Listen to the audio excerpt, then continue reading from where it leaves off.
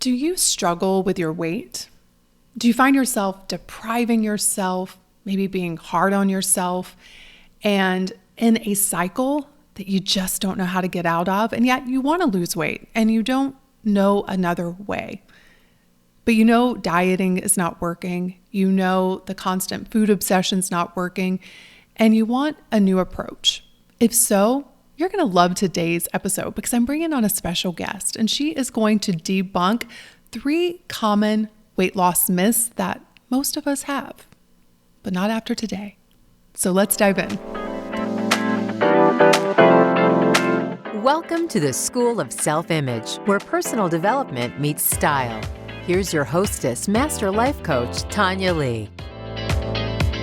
Hey friends, welcome back to the podcast. I am so excited about today's episode because I'm doing something that I don't normally do, which is have a guest on the podcast. And I cannot wait for you to meet her and for her to share her knowledge about her weight loss journey and 3 myths that she is going to debunk today for you all. But before I bring her on, I do want to let you know about something that is coming up very soon. It is a free live webinar that I am teaching called The Slim Secret. This is the missing piece to weight loss that so many of us don't have. And I want to warn you, it is not a diet. It is not a food plan. It's not an exercise routine. It is a way that me and my guest today have lost, I don't know how much cumulative weight together, but we've kept it off for years. And so we would love for you to join us for that webinar. All you have to do is go to schoolofselfimage.com/slim and get signed up to join us. Now, for our special guest today, I want to bring on Laura Hinton. She is our community manager for the School of Self-Image membership, and I've had the opportunity to work alongside her for how many years now, Laura? It feels like forever. It feels like forever. I think it's been about 1.5 now. 1.5 years. And she has been such a valuable asset to the membership, to our team. And I'm just so excited for you to be one of the first guests I've ever had on the podcast. So welcome. Excellent. I'm so honored to be on the podcast. So thank you for having me. So welcome. I'm really curious, how you found the school. Yeah. So I was in coach certification training back in 2020.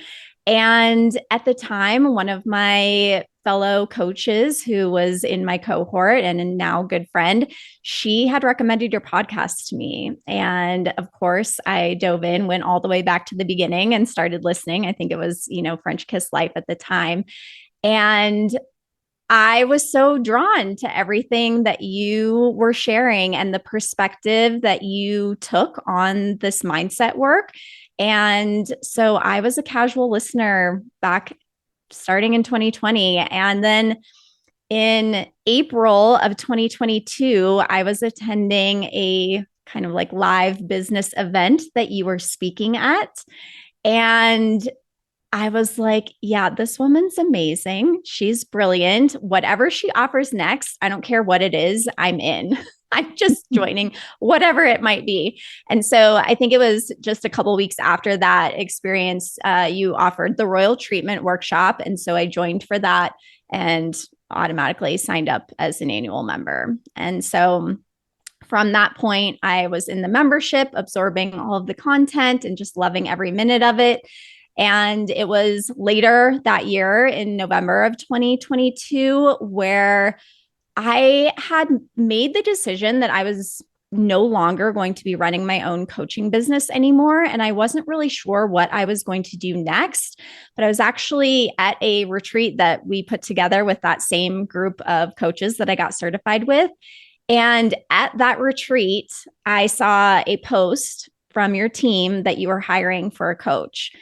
And at that retreat, I just decided, I think this could be the next thing. And all of my coach friends were like, you would be perfect for this. It's such a good fit. you should definitely apply. Promise us that you're going to send in your application. So I decided then and there at that retreat, I would follow through and just apply for the position. And so I ended up having an interview in early 2023, and I am now here today. Oh my God, Here I I'm am. so glad that that happened that way. And I remember we got so many great applicants. Like it was such a hard decision for me, but you know, when you just have that intuitive hit, it's like you can't quite describe it, but when I was looking at your videos and reading through your application, I'm like, I think this is my girl. And here we are. So thank you so much. And one of the things that we have in common is that we have struggled with our weight. And you started this work as a weight loss coach, and you've helped many women successfully lose weight, but you had your own journey of weight loss. And so I'm really curious for you, like at what age? Because I think we can all look back and we can sort of pinpoint an age where all of a sudden our bodies became a problem that we needed to fix. What age were you when that happened? So I think the first time that I really had a negative thought about my body that I can clearly pinpoint and remember, I was 10 years old. And I grew up dancing. I did specifically ballet training with the Colorado Ballet's program for kids through middle school. And then in elementary and in high school, I did like elite level competitive dance. And while there are so many things that dance has taught me and so many parts of my character and personality that have been developed through that in such a positive way that have served me really well, for sure, one downside to that is you spend hours and hours every single day staring at yourself in the mirror, looking at the girl or boy next to you and comparing and constantly getting the criticism of something about your body is not enough, essentially. And so I remember being in dance class at the age of 10, looking at my body, looking at the girl's legs next to me specifically and being like, my legs are much larger than hers. There's something wrong here. I should look more like her. And so I think, from that kind of teenage age of being in this environment, it was, I started some eating habits that were not probably particularly healthy. And it really was this kind of constant message of your body's not right. It's not enough. What you're doing with your body isn't enough. And so I think even from teenage age, I really had the idea that my body should be different. I should lose weight. I should be, something other than I am, which is hysterical looking back on it because I was a normal child with a normal child body and there was nothing wrong with it whatsoever. Like nobody would have ever looked at me and said, oh, that girl is overweight or unhealthy. And so that definitely, just being in the dance environment really shaped not only my body image, but my self-image of this idea rooted in not enough. And that has carried with me for many, many years. And so I think the first time that I was an adult woman, and I'd always been kind of going back and forth, trying to do this, trying to do that, trying to lose weight. But the really pivotal moment was when I got engaged, and that was 2008. And I suddenly had this fear and panic that I was going to be fat, quote unquote, for my wedding. And I thought the wedding and the photos and the memories and everything, this is so important. This is one of the most important parts of your life. It's such a big moment. You have to look your best. You have to look better. You have to lose weight. And so from pure fear and terror and lack, I spent the next year of this engagement time working, doing the traditional diet things, restricting the traditional weight loss methods. I bought an elliptical and put it in my house and spent hours doing cardio, which I hate doing, just to lose the weight. And I did. We got married in 2009 and I was like happy with how I looked. And I was very like proud of what I had accomplished. And I'm certain I couldn't have put on that wedding dress 10 days later. Like I just immediately started gaining the weight back and then just kept gaining more and more and more progressively each year for like the next 10 years, basically. So really, the first time that I found something that finally worked was in 2018. That's when a friend of mine and another fellow coach had introduced me to mindset work. And I was like, oh, this is the missing piece of the puzzle that I've literally been searching for since I first wanted to lose weight back in my teenage years. So how long did that process take you once you found, because that's the question I often get from women. They're like, how long did it take you? And I think we are such a society of immediate gratification. We want the quick fix now. We want to lose weight by the wedding. We want to lose weight by bikini season. And we have just set ourselves up for this toxic cycle of white knuckling and getting the weight off, but realizing at the end, it's not sustainable because of how we went about it.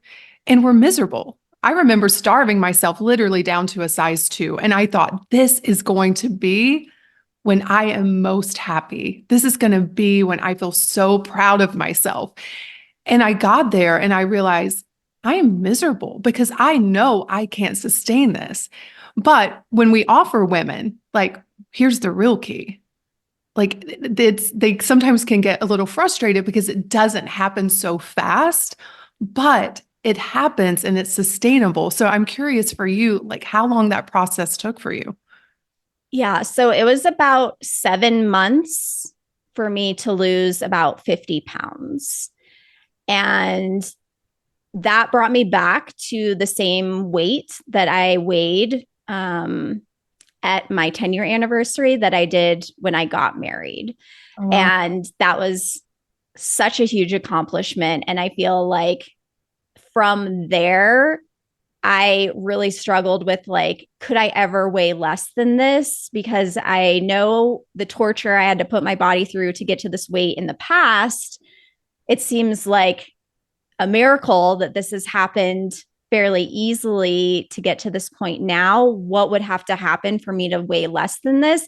And so it took probably another 6 months of really just working on my mindset to lose an additional 10 pounds from there. So what was the bulk of my weight loss, I think, happened at a good rate. And then it was like really some deep work to work down to that final 10 pounds, if that makes sense. Yeah.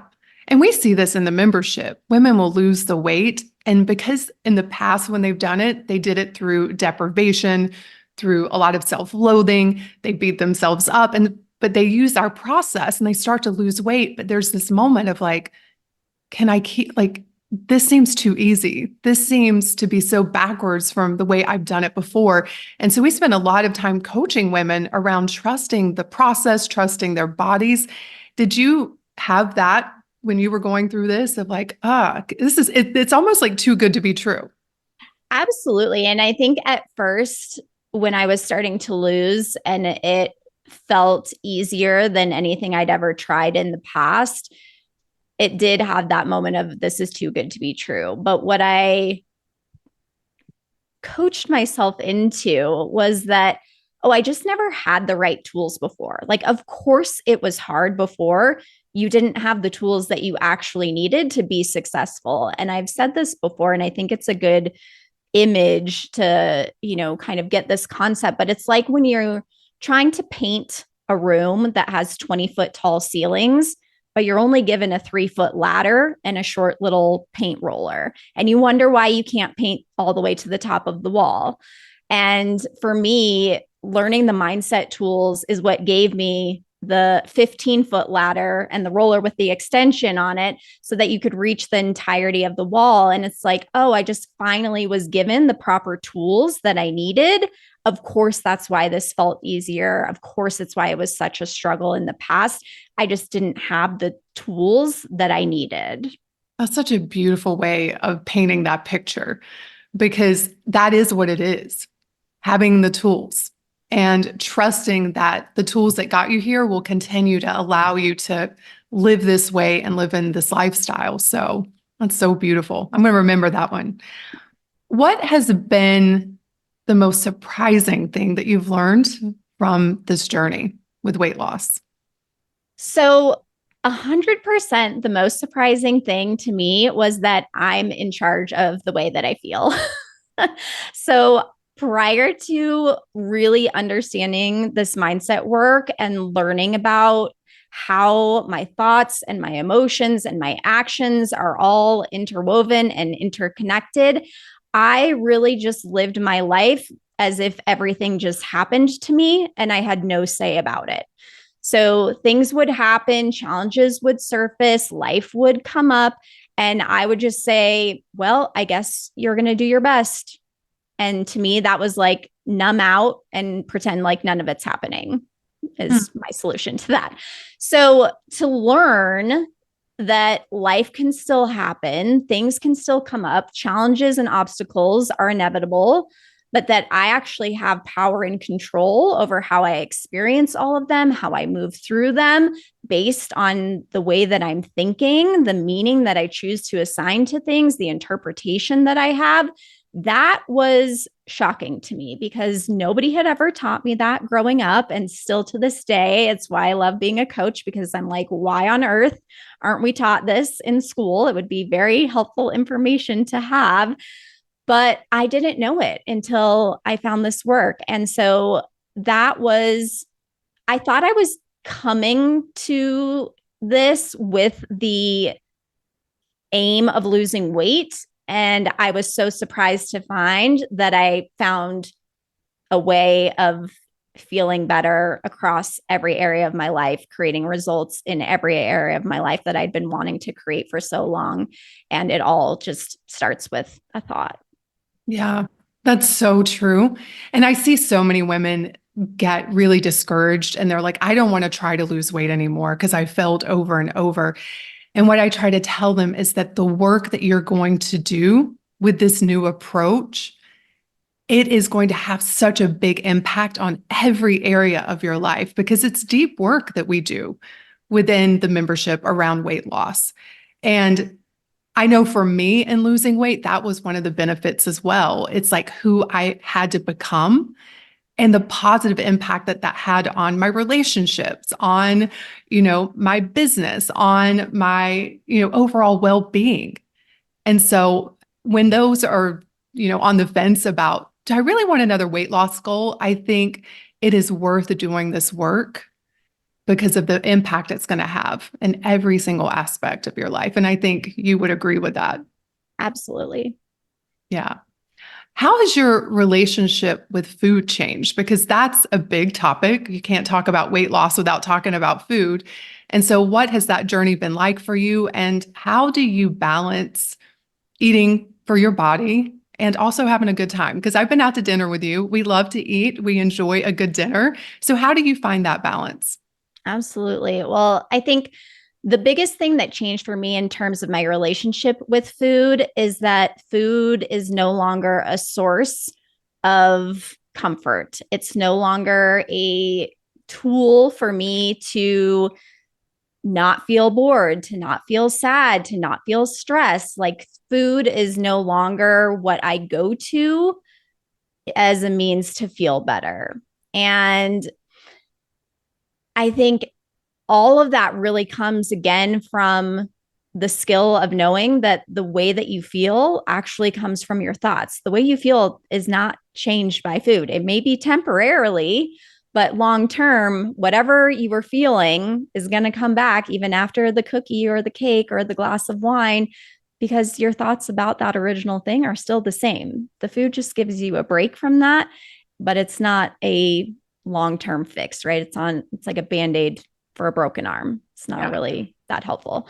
And so I think that shift of learning that food isn't my go-to method for changing or managing my emotions has really allowed me to then still have pleasure with food, still have pleasure with eating, but know that the pleasure and the fun and all the great things come from myself innately. And so in terms of social eating and still having fun, I love food. I only eat food that is absolutely delicious to me. There is never a time where I'm forcing myself to eat something because I think I should, or because it's, like the right type of food that's going to allow me to lose more weight. Like that never crosses my mind. Food has really become an equal playing field where there aren't good or bad foods. There's just food, and I can make a powerful decision about what I choose. Again, knowing that I love food, I only eat things that I feel are delicious. And also, this food isn't here to help me feel less stressed or less sad. And so I love a 90-10 rule for still enjoying your life. I think there are messages out there, and I definitely fell into this for a while, where it's like you should consider food like only fuel. Food is only fuel for your body. And if food were cardboard, you'd be fine with it because you're just fueling your body and that's what you do. And to me, while there's people who get to that point, and I tip my hat to you, it's not really where I wanted to go or what relationship I wanted to have with food. I still want to find pleasure in food. So for me, I like to think about it as 90% of the time, I know and trust myself that I am showing up and making powerful decisions with food. I'm eating in a way that does align with satisfaction and pleasure, but also I know is a decision that I'm going to feel proud about, that aligns with me being the woman and having the body that I want to have. 10% of the time, I'm going to be a human being. I'm going to experience human life. I'm going to be at a birthday party. I'm going to, be at a New Year's Eve celebration, whatever it might be. And I'm going to make decisions that are probably not helping me lose weight, but that are allowing me to be a human being living a human life, because I think that's important. And I think being past rooted in perfectionism and this all or nothing mentality and this mindset where we think, oh, we can just like never have a drink again, or we can never have treats again. That never worked for me in the past. And it doesn't work for most people. No, it's like, again, if you make that decision where your future self is never going to have a drink or have sugar or whatever it might be again, then great. I checked in with my future self and she was like, no, girl, you still like wine. You still like to have a cookie every now and then. So I just fully trust myself that 90% of any given time frame, I'm going to be showing up, making powerful decisions with food that I love, and I love my reasons for why. And the other 10% of the time, I might overindulge, and I love my reasons for why, right? It's important to love your reasons for doing both. And I just know that the 90-10 split is absolutely enough. It doesn't have to be perfect. It doesn't have to be 100% of the time in order for me to be living the life that I want to live while having the body and the health that I want to have as well. Like as you're talking, there's just such freedom. And that's what I want everybody to hear. And you lost 50 pounds and you've kept that weight off. Yeah. And to me, this is about liberation. It's not about deprivation, because deprivation doesn't work. One of the tools that we teach is like the wild child and the dictator. And if you deprive of that wild child within you for long enough, she's going to come out swinging, and she's going to want all the cookies, all the wine, all the Cheetos, whatever she can get her hands on. And so it is about finding your flow. It's about finding your balance that allows you to get the results you want while you're also enjoying your life. And I feel like we've both gotten to a place where it's crazy to me. I don't even think about food until I'm hungry. Yeah.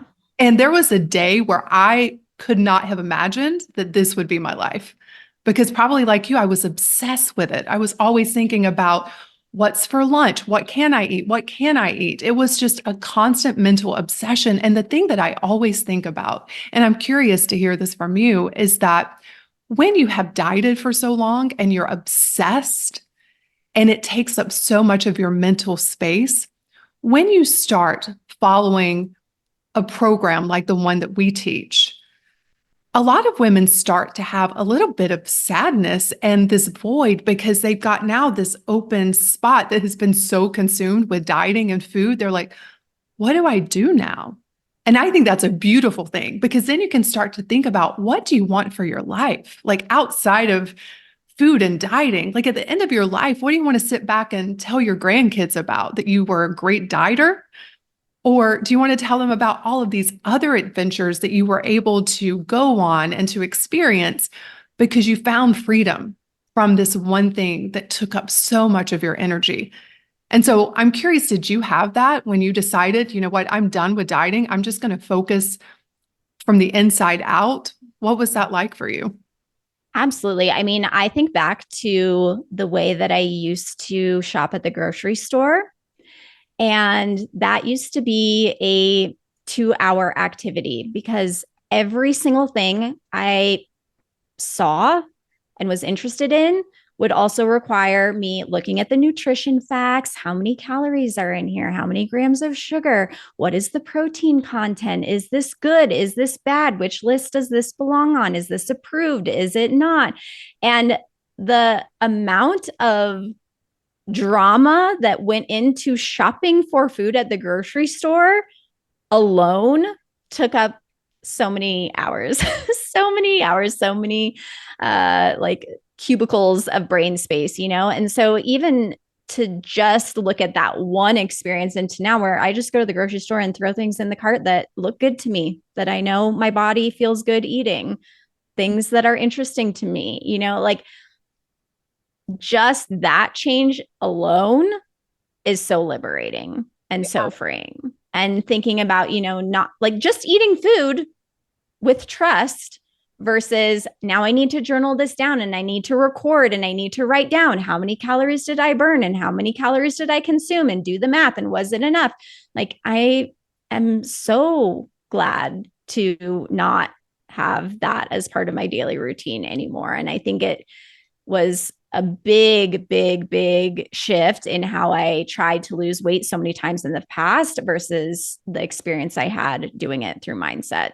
So that said, I think once you're noticing that you have more clarity, more space, more room in your brain, and it isn't so overconsumed with this food drama all the time, for me, a lot of that was deciding what I wanted to do next in my career, because at the time I was losing this weight, I had just sold my prior business and was deciding what I wanted to do next. I didn't have a lot of ideas of what I wanted to do, of what I was interested in. My vision of my future was not so clear.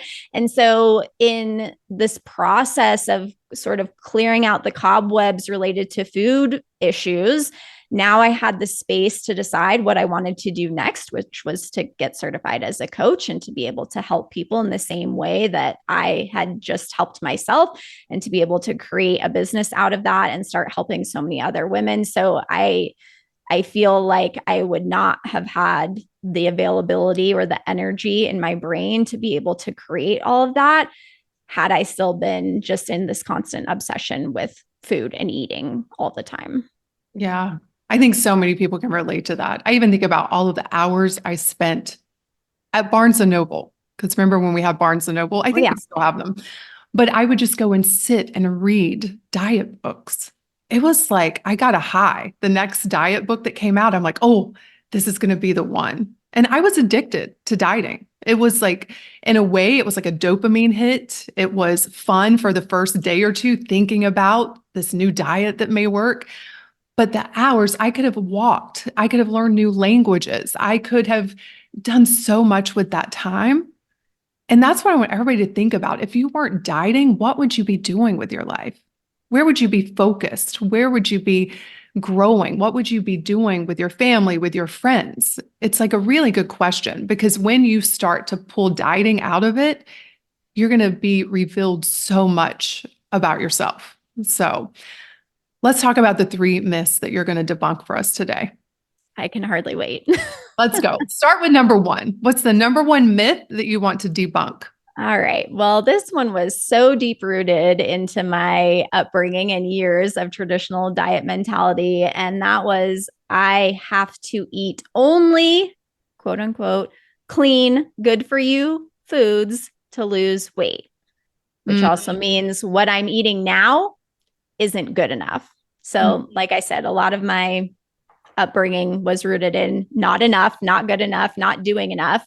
And so for me, it was this idea of whatever you're eating right now is total garbage. You need to get rid of it all. I think that's such a like common practice within traditional diet culture is like, okay, we picked up the book at Barnes and Noble. We're starting on Monday. And first thing we're doing this weekend is clearing out every bad food that's in our pantry, that's in our refrigerator. We got to clear it all out, get rid of it. We're just not eating that anymore. We got to tell the whole family, get them on board, husband, partner, kids. There's no more Cheetos allowed. They've all been thrown away. We're all doing this and we're eating carrots and hummus for the next 6 months, And so, and I did that so many times, like so many times. And poor family, they get whiplash. They're like, oh, next week we're doing keto. So no more carrots because they have carbs. Now we have to do keto. Get ready. Yeah. My husband would be like, no, not doing it. So yeah, I think the one single thing that really was the catalyst for this weight loss through mindset practice for me was that I just started with, I'm going to take all the foods that I'm eating. I didn't eat terrible. I wasn't somebody who, went through the McDonald's drive-through or, like I didn't eat terribly, but I didn't eat. We talk about sexy foods in Slim Self-Image, and I wouldn't say all of my foods were very sexy by any stretch, but I wasn't a horrible eater. And I just thought, okay, if I just start with taking the same foods that I eat in any given week, and I just eat a little bit less of those, what's going to happen? Instead of trying to go to this place where it's like everything that I'm doing right now is bad and not enough, that means I'm bad and not enough. And we've got to start from ground zero and do this huge leap from, nothing to all. That was what really was helpful to me. And I lost that 50 pounds eating the same foods that I had been eating 10 years prior. Like still had pizza, still had mac and cheese, still had steak and potatoes, right? All the foods that I ate were the same. I just started looking at when am I eating because of real, true physical hunger? I had to reassociate myself with that. I had no idea. I had lost complete touch with my body. I had no idea what true hunger was. So starting to get back in touch with that and then finding what times am I eating for real, true physical hunger and when am I eating for something else? For an emotional reason, for a habitual reason, and just starting to slowly minimize that habitual and behavioral and emotional eating and starting to get more in line with eating those foods from like a source of knowing that my body is hungry made all the difference to me. I did not have to only eat carrots and hummus or go keto or any of these things. I literally lost 50 pounds eating the same foods that I always had been, but just doing it from a completely different way, a completely different mindset, and really starting to build that skill of making decisions from physical hunger versus from emotional or habitual hunger. Yeah, that's so good. And I can imagine, I'm sure it happened for you and it probably happens for a lot of people, but when you're doing that, there is that old voice in your mind saying you're eating bad foods, you're bad. What are you doing? Right? How did you manage that? I think I really just believed the thought of that never worked for you before. So let's just try something different.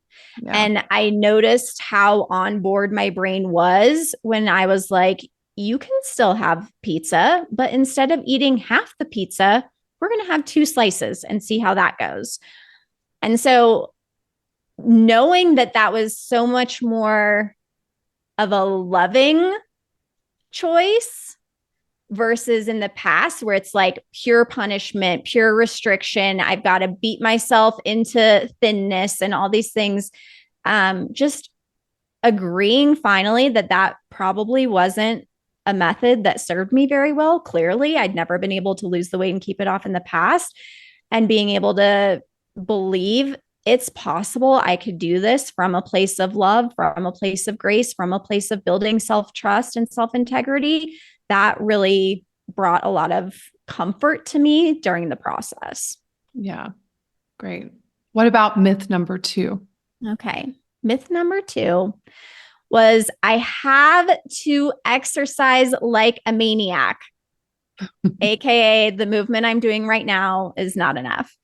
So I see this in the membership often where the types of exercise that we do, we categorize into enough or not enough. And some of those things include like, am I sweating? Well, if I'm not sweating, then it's not enough. Did I do this for an hour, for 2 hours? Well, if not, if I only did it for 15 minutes, then that's not enough. Am I super sore the next day? I'm so sore I can't even walk down my stairs in the morning. Well, if I'm not, then my workout the day prior wasn't enough. And I think we create a like a category of exercise that's so unrealistic. I remember I had a period of time for probably about 6 months where I would go to the gym and be there for 3 hours. I would go for a walk that was 2 hours long. And it was still in my mind, oh, not enough. I should have been doing more. And it's just like, no, at least for me, I don't want to be doing that. I don't want to spend 6 hours a day walking and at the gym. And so to me, I had such a challenging mindset around exercise. Again, so much of it was tied to the dance that I did growing up and other, I said I bought the elliptical and would run for hours before my wedding and all these things. For me, and I'm not saying this is the right choice for everybody, but it was the right choice for me. I decided that working out, exercise, movement was something that needed to be put on the sidelines, like put it in the jar, put it on the shelf. And we're going to get to that later. And I just focused on the food aspect and drinking aspect to lose that weight. So I always like to say when ladies, they get injured and they're like, oh, I'm not able to exercise. Now I'm going to gain all this weight and yada, yada, or I can't exercise. I can't move my body. It has limitations. I'll never lose the weight because of that. I lost that weight without doing any exercise, which to me was mind blowing because that exercise component I felt was always a required part of the formula in the past. Yeah. And it was really interesting to just prove that to myself that all of this weight could be lost just from changing the way that I eat and the relationship I have with food.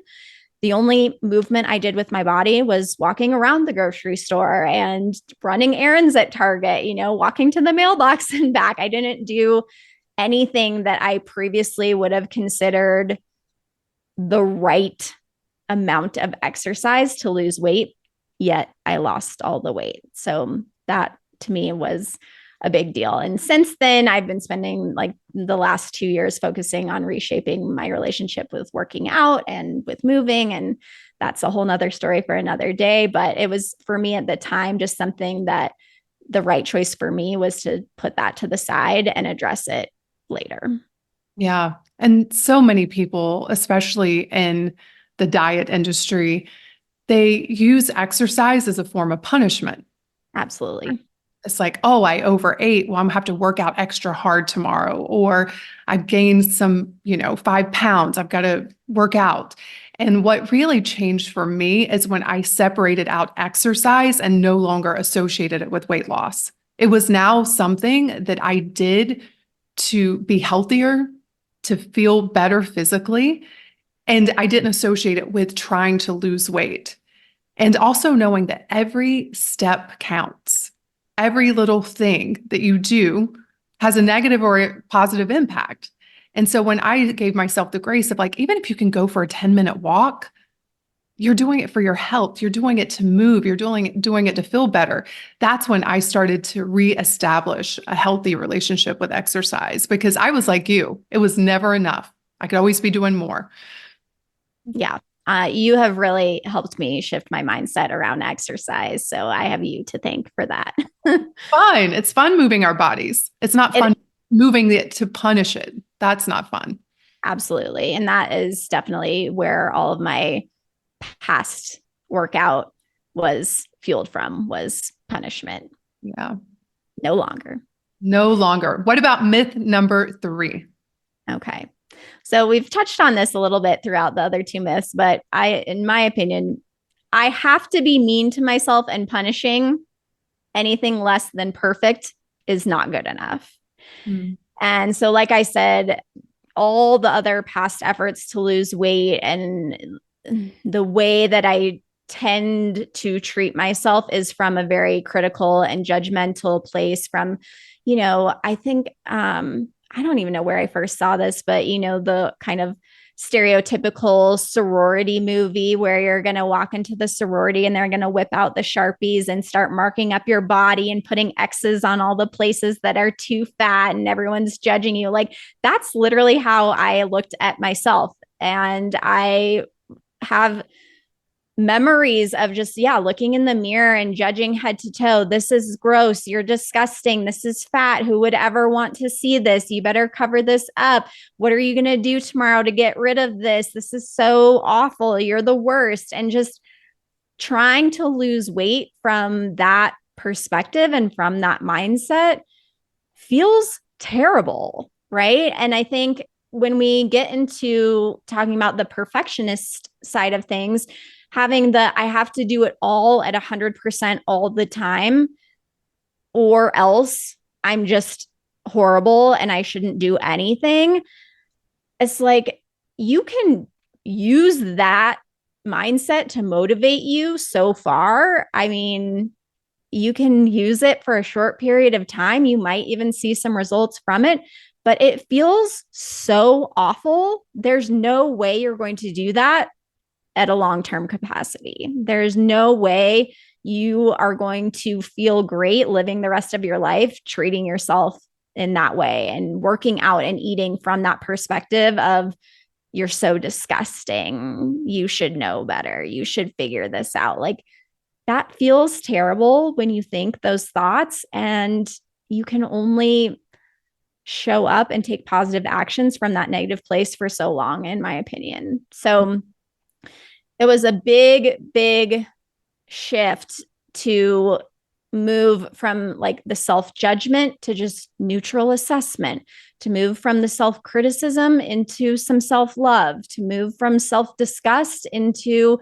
self-acceptance, and, come at the action I wanted to take from a more loving and graceful place. I had so much resistance to it.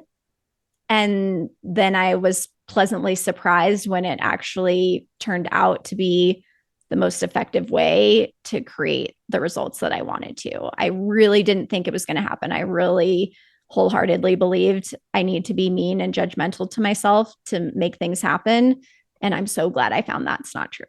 Yeah. It makes me think of one of my favorite Abraham quotes where they say, there is no happy ending to an unhappy journey. Because wherever you go, there you are, right? And you might be there in a smaller body, but if you don't change what's going on between your ears, you're not going to be any happier. And I think we both experienced that, and now we've found a better way. Well, Laura, thank you so much for coming on the podcast. And I think what I'm about to share, the members of the school will also share in these sentiments, but it's been a pleasure having you as the community manager and really supporting women in the membership at coming to weight loss with a whole different lens of health and vitality and love, curiosity versus the way we typically come about it, which is through deprivation and struggle and being hard on ourselves. And so thank you so much for being a part of this community. And I'm excited for you all that get to come into the membership and get coached by me and Laura around the topics we've talked about today on the podcast. So thank you again for being here. Thank you so much for having me. Yeah, I think so much changes even when we say, I want to lose weight versus I need to lose it, And so I think the members are so lucky to get to experience this method of losing weight with a whole different lens, a whole different perspective, a whole different approach than many have ever done in the past. And it's just so exciting to see all of the discoveries and realizations and things that they are learning and how it's really impacting the way that they are experiencing their life. So it's a pleasure to be part of it. And I just thank you so much for letting me be there and share. You are so welcome. And again, I am teaching a live webinar very soon. Come join us. You can go to schoolofselfimage.com/slim to sign up for the Slim Secret. Thank you, Laura. Thank you. Take care. Hey, are you ready to transform your self-image but lack direction and support? If so, I'd like to invite you to join the School of Self-Image. This is an exclusive monthly membership where you'll create your own powerful before and after story. Through weekly classes and coaching, you'll learn powerful techniques on how to elevate the quality of your mindset, style, and surroundings to change how you see yourself and create extraordinary results in your life. Head over to schoolofselfimage.com/join to learn more.